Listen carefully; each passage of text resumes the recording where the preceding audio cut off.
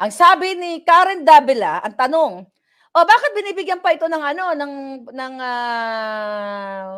platform or ng time diyan sa na yan, sa Senado na yan, itong hearing sa PIDEA leaks. Katulad kay Lisa Sanas at kay Marcos Jr. Galit sa amin, gusto kami papatay. Galit kay Morales, gusto ipagurgur, gagapang ng mga taong gustong magurgur sa atin. So, kaya nga tayo may demokrasya eh. Ako nga, minumura-mura din dito eh. Yawa mo ha? Diha sa Senado ha? Sinong in charge sa sound system? Palunok ko talaga sa yung sound system sa inyo, yung mga mikro puno na yan ha? Ito nga mga kababayan, bago natin ituloy ang video na ito, kung bago ka lang sa aking YouTube channel baka pwede makahingi ng like at subscribe at click mo na rin ang notification bell para updated ka sa aking nilalabas na bagong video. Salamat po. Karen Davila, na bakit daw ini-entertain itong mga ganito. You know what? 100 points ka doon, Senator Bato. Okay, asan sinabi ni Senator Bato? Okay. Ang sabi ni Karen Davila, ang tanong, bakit binibigyan pa ito ng platform or ng time diyan sa na yan, sa Senado na yan, itong hearing sa PIDEA leaks. Okay? Tapos bakit sabi ni Karen is bakit ito ay ini-entertain?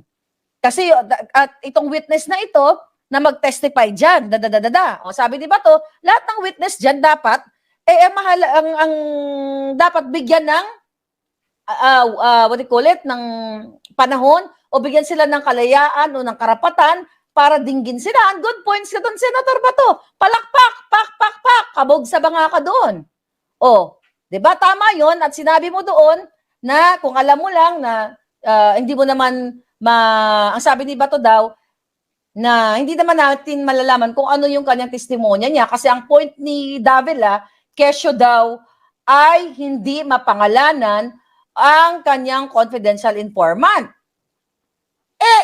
Ilalagay ba sa peligro ni Morales yung mga confidential informant? Pero ako, bibigyan ko yun ng clue. Para pag pinilit niyo ako, lalagay ko na yung pangalan, bonggang-bongga. Pag-iisipan ko muna. Alright? Ngayon, mga palangga.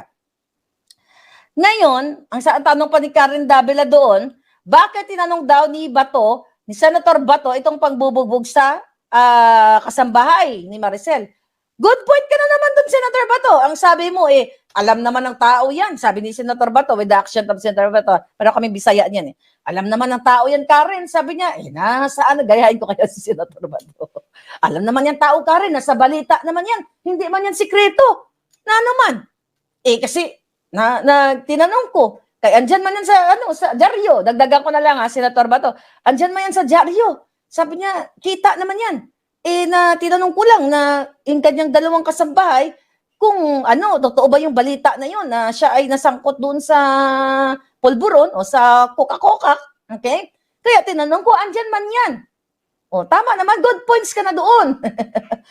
Alam mo, may naalala kasi ako kay Senator Bato na very close to me, pero hindi ko nalang pangangalanan. Very close na pareho the way na magsalita na close to my heart. Okay? Kaya, alam mo, sa totoo lang pag nakikita ko si Senator Bato, naalala ko itong taong ito na very special dito sa puso ko.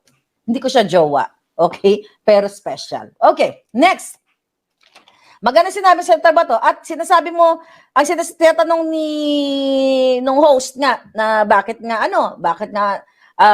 importante itong si Morales, at bakit nga si Bato ay naniniwala dito na ito ay authentic. Itong authority to op at saka yung pre-op. Actually, sabi ko nga, panalo na tayo. Kasi si Senator Bato, kaya sabi ko na jog-jog ba natin siya ng bonggang-bongga. Ganon talaga, politika no? Kaya huwag tayo balat sibuyas dito. Pero ngayon, pak! Talagang pakpakan lolo mo. Sabi ni Senator Bato dito, inamin ni Morales na siya ang pumirma. Number 1, sabi ni Senator Bato, kasi siya yung witness, siya yung team leader, siya yung agent during that time. Pak, kabog ka sa banga. At sinabi ni Senator Bato, number 2, sabi niya, inamin ng PIDEA ang mga sasakyan ay organic vehicle at isang sasakyan ay sasakyan ni Francia. Pak ka na naman, Senator Bato. Kapag gumagawa ng tama at nasa tamang pananaw, ikaw, o whoever you are, ang taong bayan, papak sa'yo. Yeah. Kaya kung kami man ay ngayong moment, ngayong araw na to, bagsak kayo, you have to accept that. Then, mag-show off kayo the next time. Ganon yun. Hindi pwede magsasalta kami mga komentarista o kami ba ay mga kritiko o kami ba ay kami mga Pilipino na, gusto naming makita kung tama ba kayong landas. Dapat na gawin mo kaming motivation. Ganon yun eh. Hindi yung magagalit kayo sa amin. Yung iba, ipapagurgur kami. Katulad kay Lisa Sanas at kay Marcos Jr. Galit sa amin, gusto kami papatay. Oh, galit kay Morales, gusto ipagurgur. Gagapang na mga taong gusto magurgur sa atin. So, kaya nga tayo may demokrasya eh. Eh ako nga, minumura-mura din dito eh. Oh, ayun, yung mga palangga ko, love na nila ako. Ganon ang demokrasya. Hindi, kung ako ba'y katulad ni Lisa, lahat nagmura sa'yo, papagurgur natin. Tignan nyo si Pangulong Duterte. Katakot-takot na mura kung ano-anong pinaggagawa sa kanya since 26 hanggang sa matapos ang kanyang termino. Ay, cool pa rin ang lolo nyo. Shout out kay Pangulong Duterte. Na nagsalta na naman ng gurgur doon kagabi. Anong sabi ni Attorney Vic Rodriguez? Balik tayo doon sa may isog. Dahil pinigil, kinuha yung permit, binawi, laban bawi, pinaglagyan ng mga traktora, ng mga truck, yung People's Park, yung Freedom Park ba yun, ang tawag doon?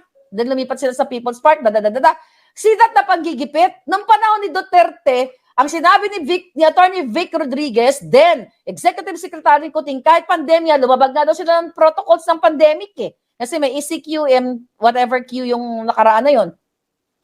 Ng pandemic, pero walang nanggipit sa kanila. Ano yung message ni Attorney Vic doon? Ibig sabihin, nung panahon ni Duterte, kahit lumabag sila sa protocol, hinayaan sila, hindi sila ginipit.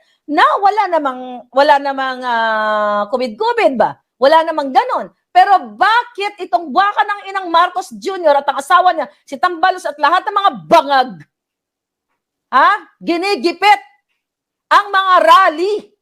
Yan yung point natin. Kasi nababangag na sila at natataranta sila, umiikot na rin ang kanilang mga tumbong, ipapagurgur tayong lahat, pati mga rally ninyo ipapagurgur kasi takot sila sa boses ninyo.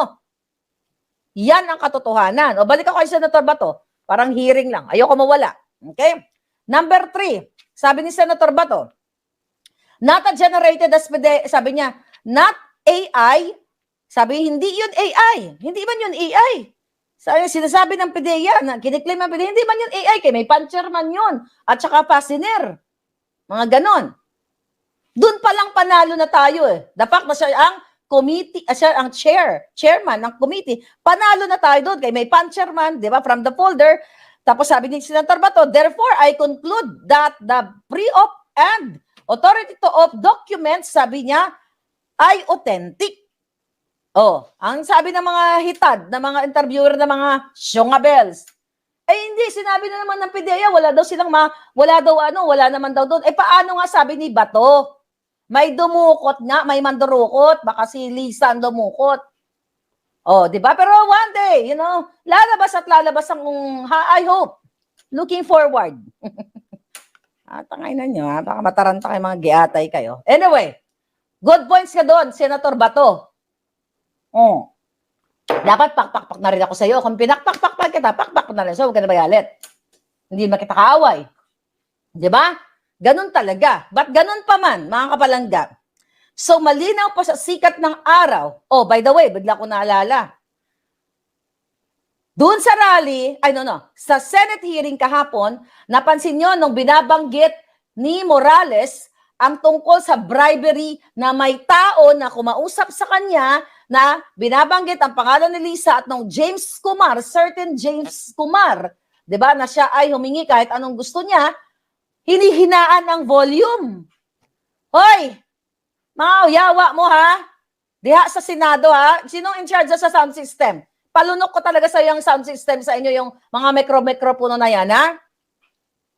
Bakit nyo hinihinaan pag binabanggit ni Morales na si Lisa Araneta Marcos ay nakikipagsabwatan ayon sa nakarating na impormasyon kay Morales, na kay James Kumar at doon sa certain Picoy na siya ay wag na lang tumuloy doon sa hearing na yon at mag-aas na lang o tutulungan na lang siya financially o kung anong hingingin niya at ang joke nga daw niya ay loto. Kasi alam, subconsciously, 'Di ba? Alam ni yun yung nasa niya subconscious na yung tama ng tama sa loto na loan better eh. Kaya nasasabi yan ng tao eh na loto, joke, 'di ba? Joke na ganun. Papunta na tayo sa bribery. Okay, this is really exciting. Ngayon, mga palangga, anong mga eksenang kaganapan? Ha? Ano pa dito mga sinabi ni Senator Bato ba? Okay. So ito pa, ang mga eksenang kaganapan. Ang sabi ni Senator Bato, tama ba? Isa doon sa mga katanungan, ito sa akin. Kaya nga dapat mapaamin o talagang ma-cross-exam. Actually, mali kayo dyan eh. Kayo mga senador kayo. Ito lang Mali kayo. Ito, bubugbugin ko na naman kayo. Hoy! Makinig kayong mga juang-juang kayo. Kung hindi ka juang, hindi ka juang. Kung hindi ka bugo, hindi ka bugo. Lagi niyong ini-insist, this is an investigation in aid of Jutang Gininang legislation. Question ko sa inyo, bakit ba kayo nag-iimbestiga? Ang sabi ninyo, in aid of legislation, para kung mayroong i-improve sa batas, kung may mga loopholes, kung may mga pwedeng i-amend, pwedeng gawin batas, Di ba? Yan ang sinasabi ninyo. Bakit ayaw nyong i-extract, scrutinize kung na si Maricel ba at si Marcos Jr. ay gumamit ng pinagbabawal na gamot?